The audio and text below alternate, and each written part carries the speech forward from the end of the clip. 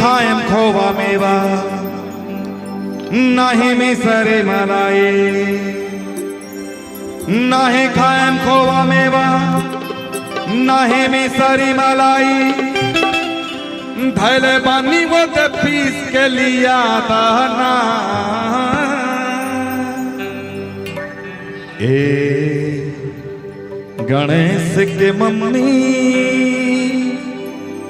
Mummy, ए गणेश के mummy बस पाव भर भांग खिया दाना।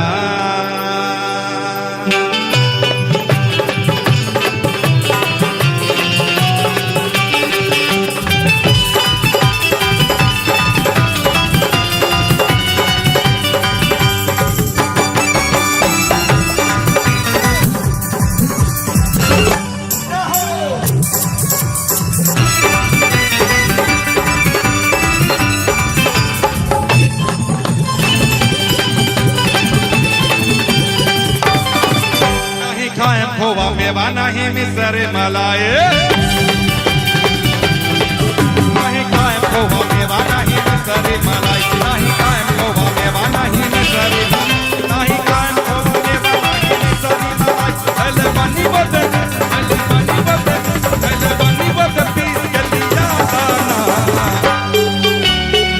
एक गणेश के मम्मी, एक गणेश के मम्मी, एक गणेश के मम्मी बस पावर भांग खिया दाना। मम्मी बस पावर भांग खिया दाना। राउर भांगिया बाढ़ेर बिसुनी से खोला दे। ओ राउर भांगिया बाढ़ेर बिसुनी से खोला दे। राउर भांगिया बाढ़ेर बिसुनी से खोला दे। बाढ़ेर बिसुनी से खोला दे। दुख होला हर दुख में सहाय ना। ए गणेश के पापा, ए गणेश के पापा, हमसे ही भांग पिसाई ना। ए गणेश के पापा, हमसे ही भांग पिसाई ना।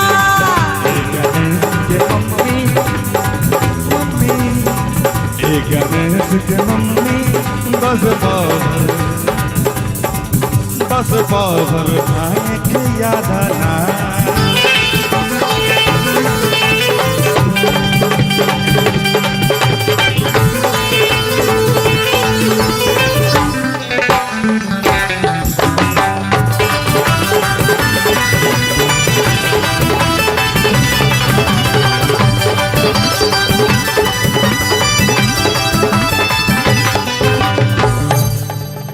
नहीं खाएम खोवा मलाई मिसरी।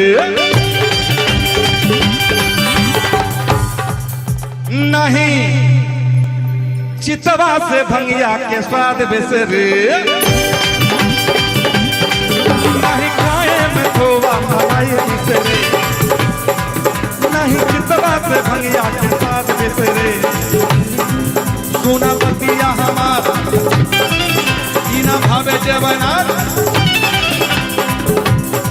सुना पतिया हमार ही ना भावे जवनार। हमरा सामने से, हमरा सामने से, हमरा सामने से जल्दी हटा दाना। गणेश के मम्मी, गणेश के मम्मी, गणेश के मम्मी बस पावर भांग खिया दाना।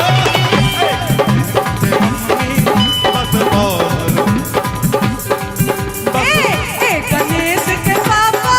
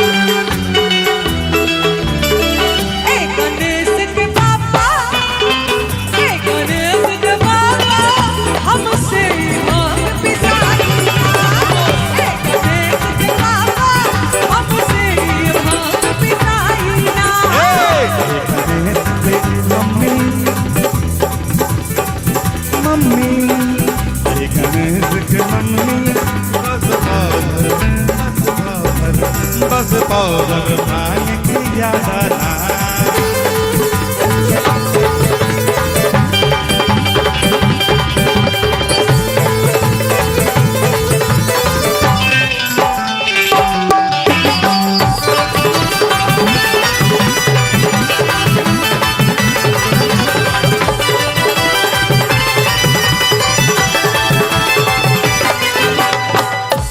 अच्छा अच्छा भंगिया न दे पूता गांजा मलो काम मेहनत के काम भाई जल्दी कला। भंगिया न दे पूता गांजा मलो काम मेहनत के काम भाई जल्दी कला। हो जाता हवा चिलम लेके हवा मारे दम, हो जाता हवा चिलम लेके हवा मारे दम, चार चिल भर के पिया रहा।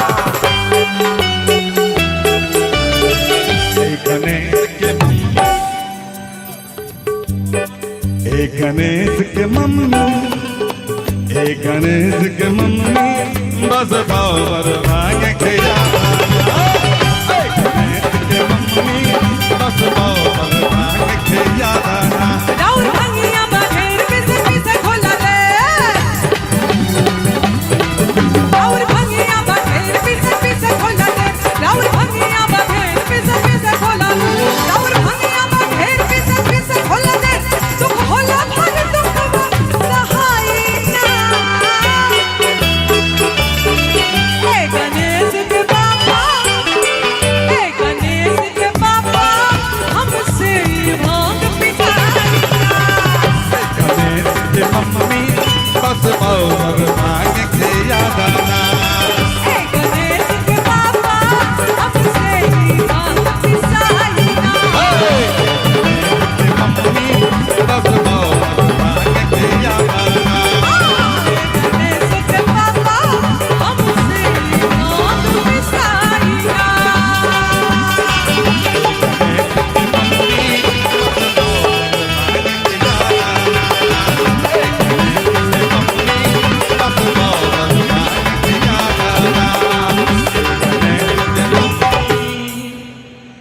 बस पावर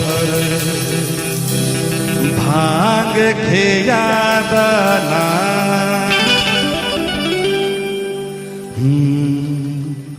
मंगलक मोगे जाते देव घर, मंगलक मोगे, मंगलक मोगे जाते देव घर, पहिरन के गेरुआ साड़ी। सजनवा बलवा सजनवा हमरो के, बलवा हमरो के, सजनवा हमरो के धराई। पटना से गोलो गाड़ी सजनवा हमरो के धराई। पटना से गोलो गाड़ी बलवा हमरो के धराई। पटना से गोलो गाड़ी।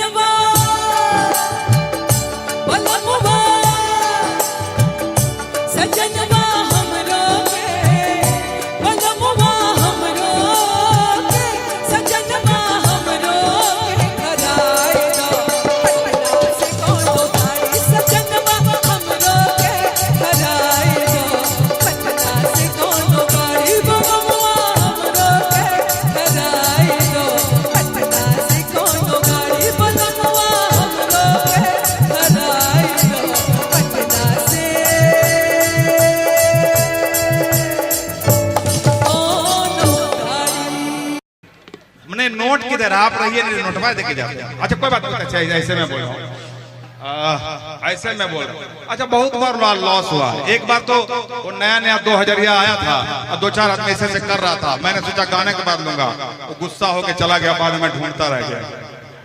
उसके बाद से 2000 रुपए का दर्शन ही नहीं हुआ। बहुत दिन हो गए, जब 2000 का नोट आया था तब की बात है। चलिए ठीक है। और अगर बाबा से जो छोटे हैं पर दोनों हाथ उठाने चाहिए। जो बाबा से छोटे हैं, बाबा से जो छोटे हैं वो हाथ उठाएंगे। यहाँ ऐसा लग रहा था कि सभी बड़े हैं बाबा से। बाबा से जो छोटे हैं नहीं ना, तो दोनों हाथों को उठा लीजिए एक बार। एकदम सीधे सीधे। जितना हाथ लंबा उठाएंगे उतने दूर जाएंगे आप। मतलब तरक्की की राह में, ऊपर नहीं जाएंगे, तरक्की की राह में। बोले बाबा बैद्यनाथ की। और ना हमरा जैसन भिखारी हो लोग कोई है क्या? कोई है पृथ्वी पे बाबा के जैसा? तो दोनों हाथ उठा करके, अगर लगता है कि उनके जैसा कोई नहीं है तो दोनों हाथ उठा करके और कहना चाहिए जे हमारी दरबार पहुंच जाते पता भी नहीं चल जाता है। चलता है बाबूजी। बोल बाबा बैद्यनाथ की और ताली बजा के बात की। सॉरी, बहुत बहुत धन्यवाद। वो 500 रुपया लेके आए थे, सब चले गए क्या? अरे मैंने गाने के बीच में नहीं लेता, बाद में तो लेता हूँ ना। एक ने दिया तो मैंने रख लिया, बाकी कहाँ गया? ढेर सारा था, सब रख लिए पॉकेट में। क्या? अगर बाबा से जो छोटे हैं पर दोनों हाथ उठाने चाहिए। जो बाबा से छोटे हैं, बाबा से जो छोटे हैं वो हाथ उठाएंगे। यहाँ ऐसा लग रहा था कि सभी बड़े हैं बाबा से। बाबा से जो छोटे हैं, नहीं ना, तो दोनों हाथों को उठा लीजिए एक बार। एकदम सीधे सीधे। जितना हाथ लंबा उठाएंगे उतने दूर जाएंगे आप। मतलब तरक्की की राह में, ऊपर नहीं जाएंगे, तरक्की की राह में। बोले बाबा बैद्यनाथ की। और ना हम लोग कोई है क्या? कोई है पृथ्वी पे बाबा के जैसा? तो दोनों हाथ उठा करके, अगर लगता है कि उनके जैसा कोई नहीं है तो दोनों हाथ उठा करके और कहना चाहिए जे हमारी बैद्यनाथ की। सॉरी, बहुत बहुत धन्यवाद। वो 500 रुपया लेके आए थे, सब चले गए क्या? अरे मैंने गाने के बीच में नहीं लेता, बाद में तो लेता हूँ ना। एक ने दिया तो मैंने रख लिया, बाकी कहाँ गया? ढेर सारा था, सब रख लिए पॉकेट में।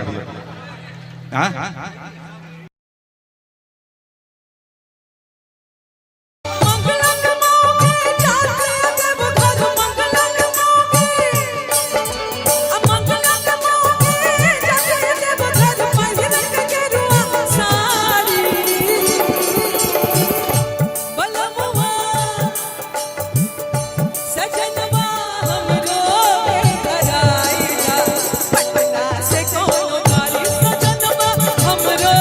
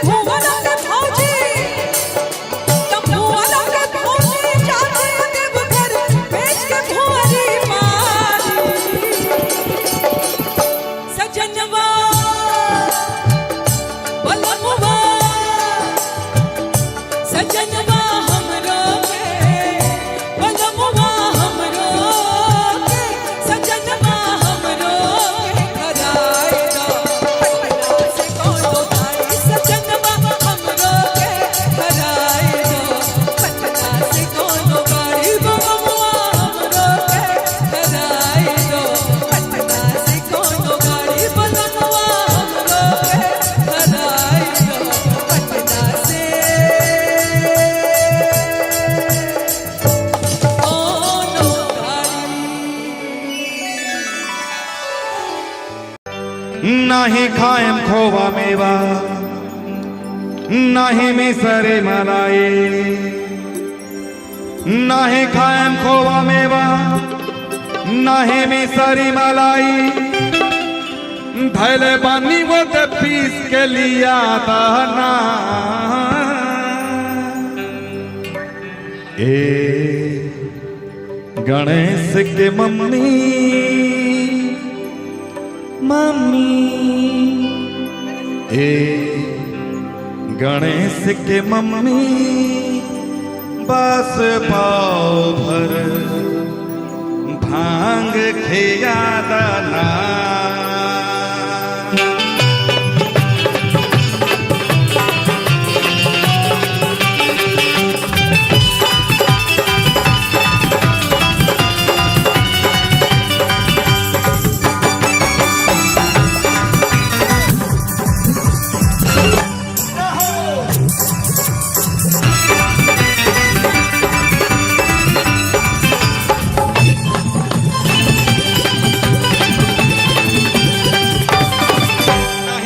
खोवा मेवा नहीं मिसरी मलाई नहीं खाएम खोवा मेवा नहीं मिसरी मलाई नहीं खाएम खोवा मेवा नहीं मिसरी नहीं खाएम खोवा मेवा नहीं मिसरी मलाई हले बनी बदे पीस के लिया दाना एक गणेश के मम्मी एक गणेश के मम्मी बस पावर भांग के यादा मम्मी बस पावर भांग के यादा राउर भांगिया बधेर बिसुनी से ढोला दे ओ राउर भांगिया बधेर बिसुनी से ढोला दे राउर भांगिया बधेर बिसुनी से ढोला दे तुम होला हर दुख में सहाय ना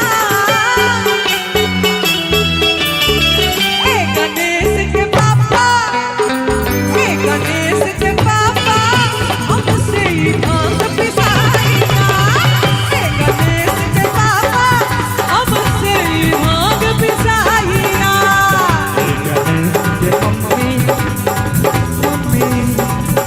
गणेश के मम्मी बस पावर भांग के यादा ना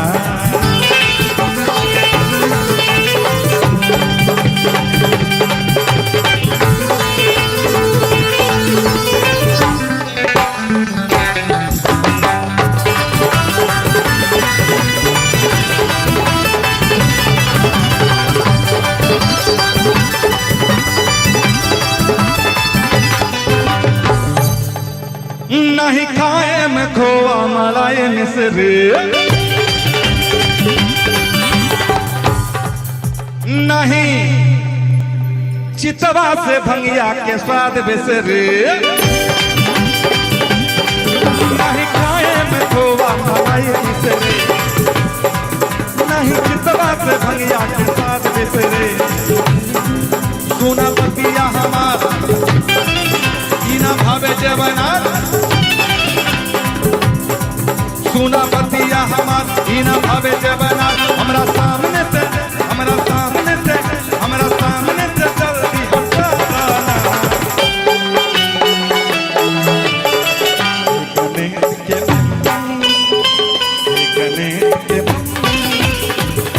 गणेश के मम्मी बस पावर भांग के यादा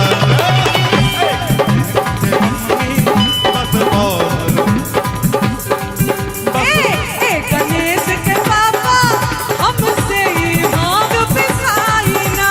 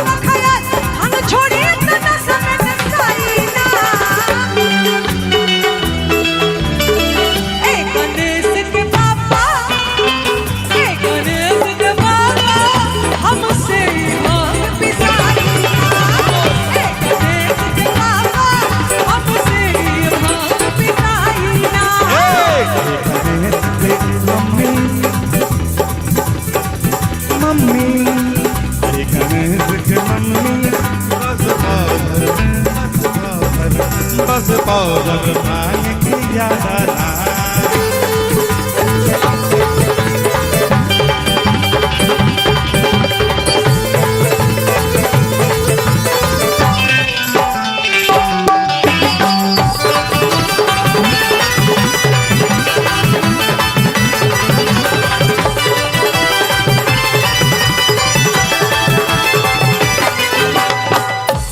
अच्छा अच्छा भंगिया न दे पूता गांजा मलो काम मेहनत के काम भाई जल्दी कला भंगिया न दे पूता गांजा मलो काम मेहनत के काम भाई जल्दी कला हो जाता हवा चिलम लेके हवा मारी दम हो जाता हवा चिलम लेके हवा मारी दम बस 4 किलो भर के पिया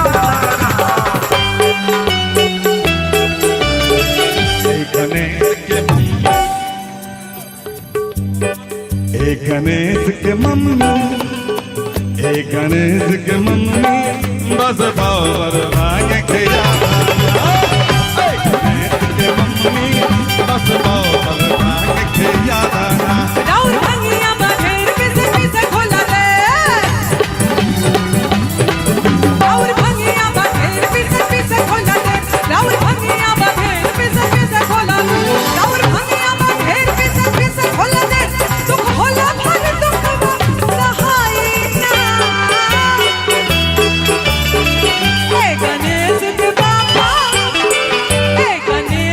बाबा हमसे भांग पिटाई गणेश के मम्मी बस पावर भाग के यादना गणेश के बाबा हमसे भांग पिटाई गणेश के मम्मी बस पावर भाग के यादना गणेश के बाबा हमसे भांग पिटाई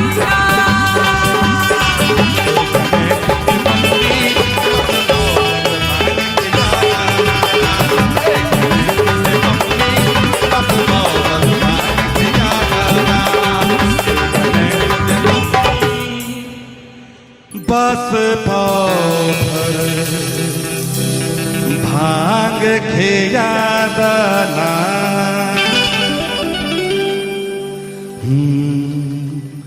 मंगलक मोगे जाते देव घर मंगलक मोगे मंगलक मोगे जाते देव घर पहिरत के रुआ सारी सजनवा बलवा सजनवा हमरो के बलवा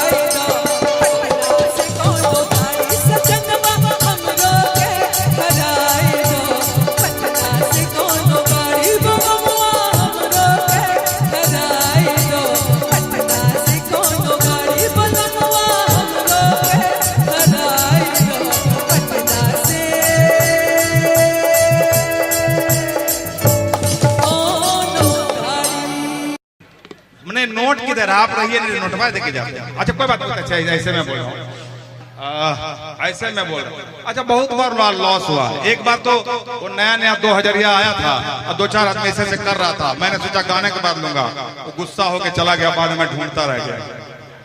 उसके बाद से 2000 रुपए का दर्शन ही नहीं हुआ, बहुत दिन हो गए। जब 2000 का नोट आया था तब की बात है। चलिए ठीक है। और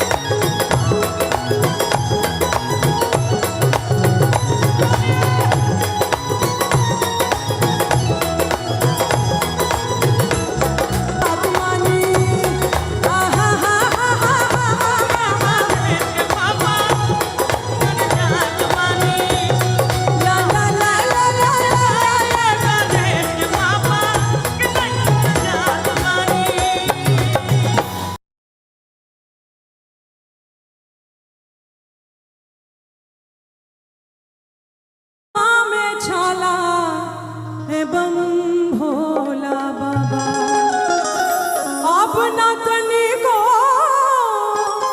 खाड़ा भाईल जाला बम भोला बाबा।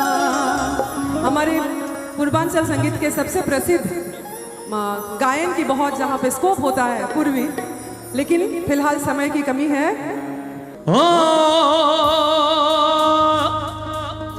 केहू खड़ा बा लाइन में, केहू भीतर जलवा ढारे। कौन कौन सुने हैं ये गीत? सभी लोग तालियां बजाएंगे इसमें। केहू खड़ा बा लाइन में, केहू भीतर जलवा ढारे। गेट के बाहर खड़ा सिपहिया लाइन के सहारे भीड़ लगन भगतन के देखो, हर भीड़ लगल भगतन के भारी, शोभे मंदिरिया रे। बोल कंवरिया बोल, 1 2 1 2 3 बोल।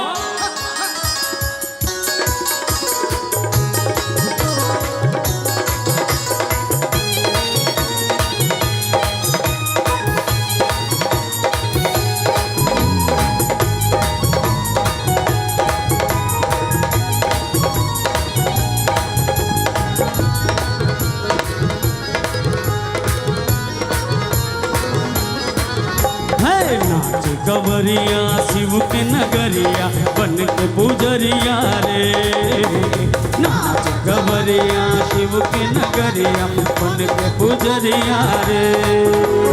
रिम झिम सावन के, रिम झिम सावन के बरसेला बदरिया रे। नाच गवरिया शिव के नगरिया बन के पुजरिया रे, नाच गवरिया शिव के नगरिया बन के पुजरिया रे। रिम झिम सावन के, रिम झिम सावन के बरसेला बदरिया रे। बोलो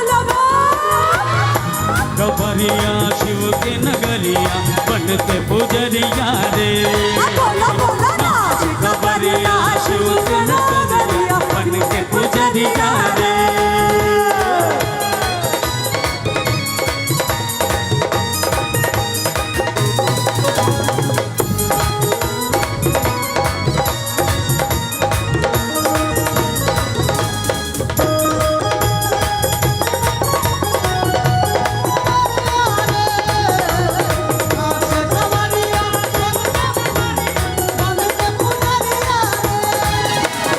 नर नारी बच्चा और बूढ़ा सभे हवायल, भोला के भगतन से देवघर गली गली हर साहिल।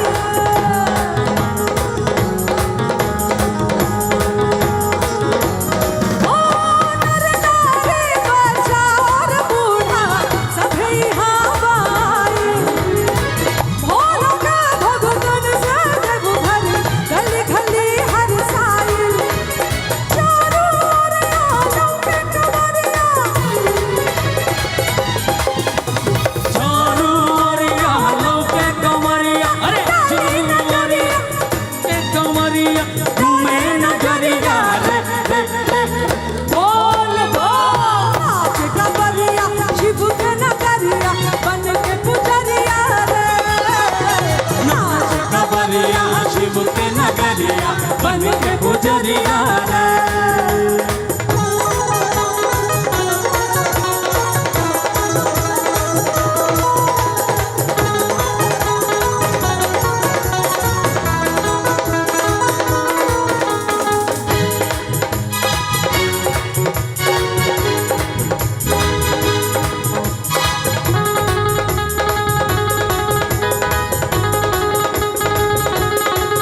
जे शिव के भक्त होई हो के दुख सितम ना सताई, भोला ताक दी है ता सूखल गासे, गासे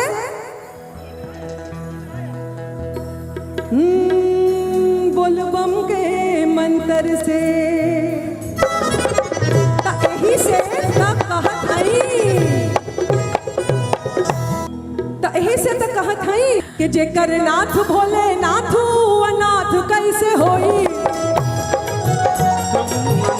कैसे होई जेकर नाथ भोले नाथू अनाथ कैसे होई, नाथ भोले नाथ वो अनाथ कैसे होई, अनाथ कैसे होई, अनाथ कैसे होई, कैसे होई अनाथ कैसे होई, अनाथ कैसे होई, अनाथ कैसे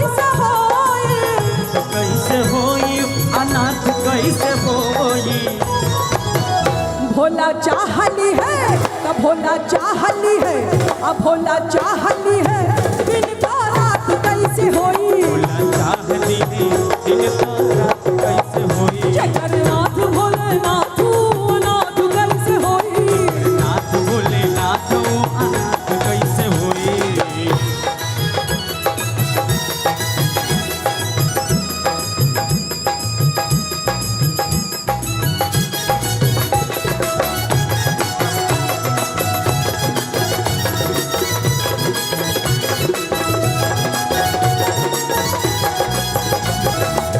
काल के असर भी अकाल हो ना पाई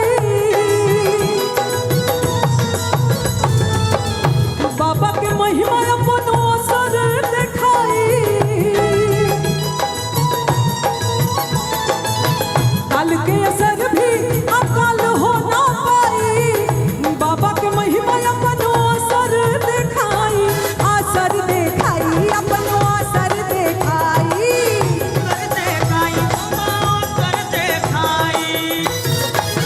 अब भोला साथ भी है भोला साथ भी है तो भोला साथ भी है जब तो कोनो बात कैसे होई साथ दी है जब बात कैसे हुई जगन्नाथ भोलेनाथ अनाथ कैसे होई नाथ भोलेनाथ वो अनाथ कैसे हुई